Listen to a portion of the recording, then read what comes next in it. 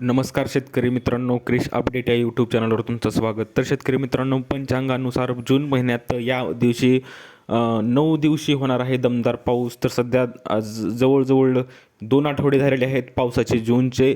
तर कसलाही पाऊस पडत नाही आहे आणि जे जाणकार म्हणत होते, जे विभागाकडून हवामान विभागाकडून म्हणणं येत होते की दुष्काळ ह्या वर्षी पडणार आणि तशीच चिन्हे आहेत.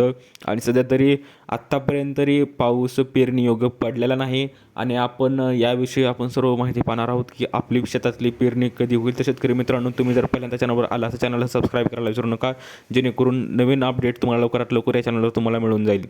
तर मित्रांनो, आपण पाहूया की पेरणीपूर्व मशागतीच्या कामांना वेग आलेला आहे आणि यंदा 5.95 लाख हेक्टरवर खरीपाचा पेरा होणार आहे.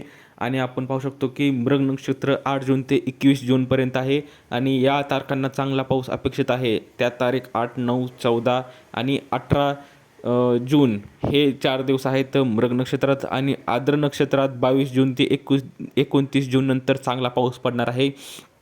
तरी मृग नक्षत्राचे जवळजवळ आता आज 3-4 दिवस तर झालेले आहेत. आता पाहूया की पाऊस नंतर किती पडतो हेही पाहू उत्सुक्याचं ठरणार आहे. तर आपण पाहू शकतो की 8 जून रोजी जे दुपारी 1:33 मृग नक्षत्राला प्रारंभ झाला आणि सध्या पाऊस अवकाळी पाऊस पडत आहे आणि त्यामुळे पाऊसदर्शी स्थिती पेरणीपूर्व मशागतीच्या कामांना जिल्ह्यात वेग आला आहे. आणि 8 जूनपासून जिल्ह्यात पावसाने प्रारंभ जरी केला आहे आणि त्यामुळे बळीराजा सुखावत आहे.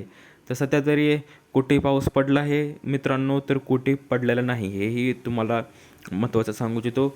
तर पंचांग अभ्यासक काय म्हणतात की मृग नक्षत्रातील 4 दिवस आणि आर्द्र नक्षत्रातील 5 दिवस चांगल्या पावसाचे आहेत आणि या 9 दिवसातील पोषक वातावरणामुळे जिल्ह्यातील पेरण्या सुकर होऊ शकतील, असं मत पंचांग अभ्यासकाचं म्हणणं आहे.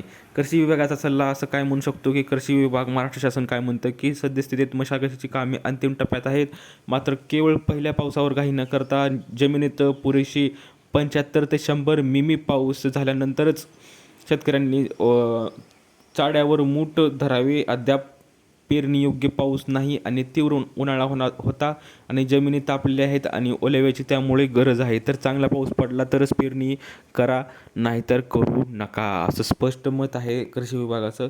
तर येत्या 24 तासात काय म्हणणं आहे की जवळजवळ जिल्ह्यामध्ये आपण पाहू शकतो की 9 जून रोजी संपलेल्या 24 तासात जिल्ह्यात वरील सरासरी पाऊस पडलेला आहे. तर 2.4 मिमी पावसाच्या जिल्ह्यात नोंद झालेली आहे. तर शेतकरी मित्रांनो, सांगायचं झालं तर हे मृग नक्षत्र आणि आर्द्र नक्षत्राचे जे डेट आहेत हे पंचांगानुसार ह्या तारखेला पाऊस पडू शकतो.